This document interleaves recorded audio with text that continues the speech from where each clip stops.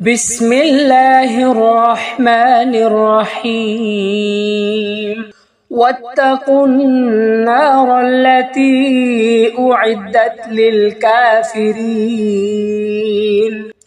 আর তোমরা আগুনকে ভয় করো যা কাফিরদের জন্য তৈরি করা হয়েছে। ওয়াতিউল্লাহা ওয়ার রাসূলা লাআল্লাকুম তুরহামুন। আর তোমরা অনুগত্য করো আল্লাহ ও রাসূলের, যাতে তোমাদেরকে দয়া করা হয়। ওয়াসারিউ ইলা মাগফিরাতিম মির রাব্বিকুম ওয়া জান্নাতিন আরদুহা আস-সামাওয়াতু ওয়াল আরদ উইদ্দাত লিল মুত্তাকিন। আর তোমরা দ্রুত অগ্রসর হও তোমাদের রবের পক্ষ থেকে মাগফিরাত ও জান্নাতের দিকে, যার পরিধি আসমান সমূহ ও জমিনের সমান, যা মুত্তাকিদের জন্য প্রস্তুত করা হয়েছে।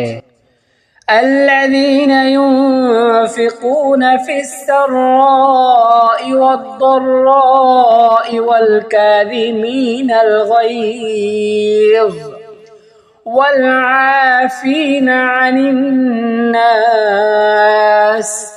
والله يحب المحسنين।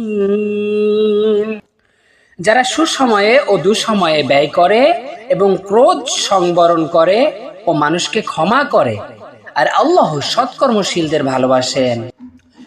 والذين إذا فعلوا فاحشة أو ظلموا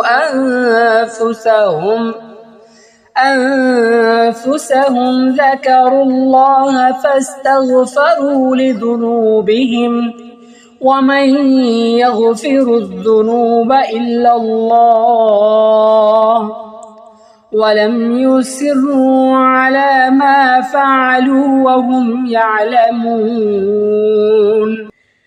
আর যারা কোনো অশ্লীল কাজ করলে অথবা নিজেদের প্রতি জুলুম করলে আল্লাহকে স্মরণ করে, অতঃপর তাদের গুনাহের জন্য ক্ষমা চায়, আর আল্লাহ ছাড়া কে গুনাহ ক্ষমা করবে? আর তারা যা করেছে জেনে শুনে তা তারা বারবার করে না। উলাইকা জাযাউহুম মাগফিরাতুম মির রাব্বিহিম ওয়া জান্নাতুন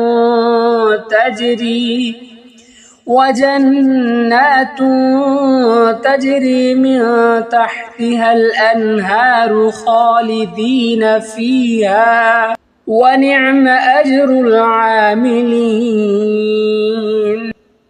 এরাই তারা যাদের প্রতিদান তাদের রবের পক্ষ থেকে মাগফিরাত ও জান্নাত সমূহ, যার তলদেশে প্রবাহিত হয়ে রয়েছে নহর সমূহ, সেখানে তারা স্থায়ী হবে। আর আমলকারীদের প্রতিদান কতই না উত্তম।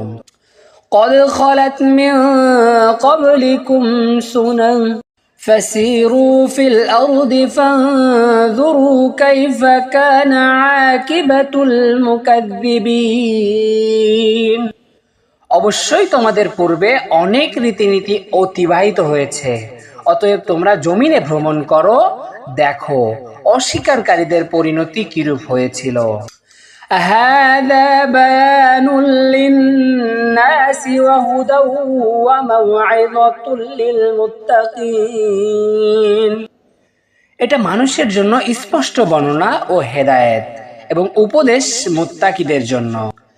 ولا تهنوا ولا تحزنوا وأنتم الأعلون إن كنتم مؤمنين।